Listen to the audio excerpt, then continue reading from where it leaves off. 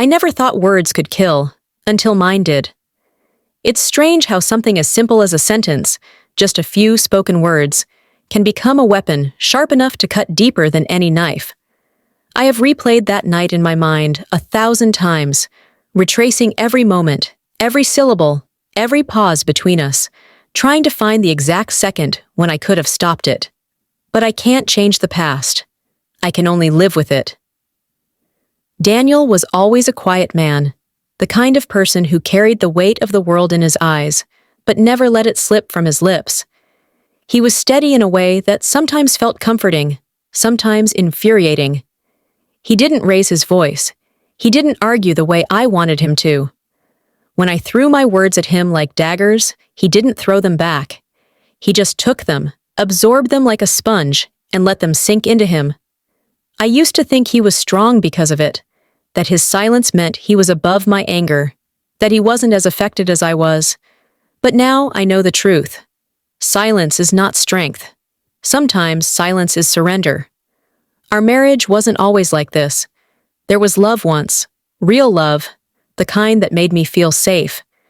I remember the way he used to look at me in the beginning, like I was something precious, something worth holding on to.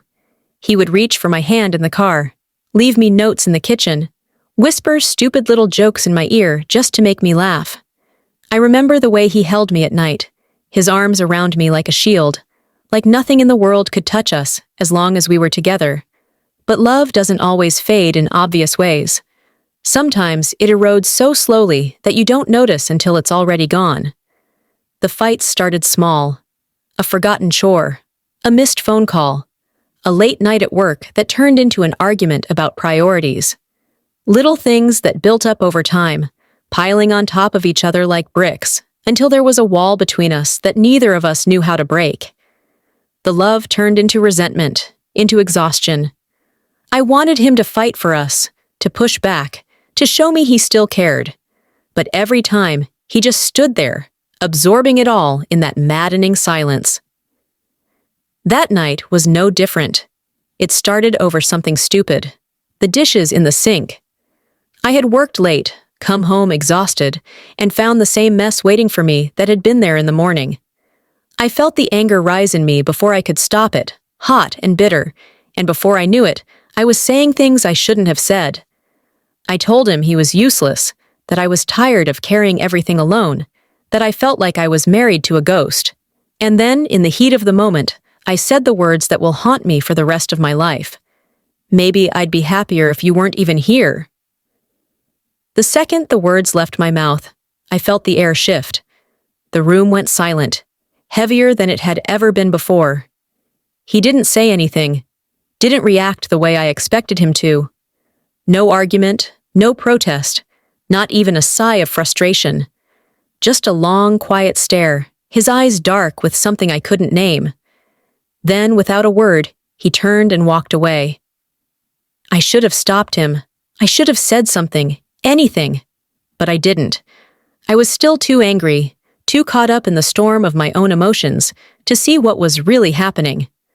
I let him leave, let him walk out of that room without realizing it was the last time I would ever see him alive.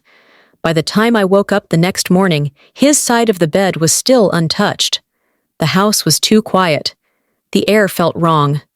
I checked my phone, expecting to see a message from him, some sign that he had gone out to clear his head and would be back soon. But there was nothing. Just the empty silence stretching between us like an unbridgeable gap. I called him. No answer. I texted him. No reply. At first, I told myself he was just upset, that he needed space. But as the hours passed, the unease inside me grew, twisting into something cold and heavy. And then the phone rang. But it wasn't him. The voice on the other end was calm, too calm. They told me they had found his car parked near the cliffs outside of town. The engine was off. The driver's seat was empty. His phone was still there, placed neatly on the passenger side. There was no note, no message, no final words to explain why. Just an absence. I don't remember much of what happened after that. I know I dropped the phone. I know I screamed. I know I ran out the door without knowing where I was going. just that I had to get away from the walls that felt like they were closing in around me. I don't remember the drive to the cliffs, don't remember the faces of the people who were there, the ones who tried to talk to me, to tell me things I already knew but couldn't bear to hear. I just remember standing at the edge, staring down at the rocks below, the waves crashing against them, and thinking about how small and insignificant everything seemed from up there. I think about the last words I said to him, how they must have echoed in his mind as he sat there alone in his car, staring at the edge of the world. I wonder if he hesitated, if he thought about turning back, if he waited, hoping I would call, that I would say I didn't mean it, that I still loved him. But I didn't. I stayed in bed, angry and stubborn, while he made the decision that would change everything.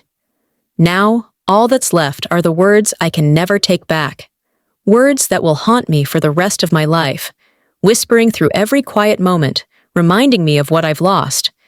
Because words don't just disappear, they linger. They sink into the people we throw them at, and sometimes they kill.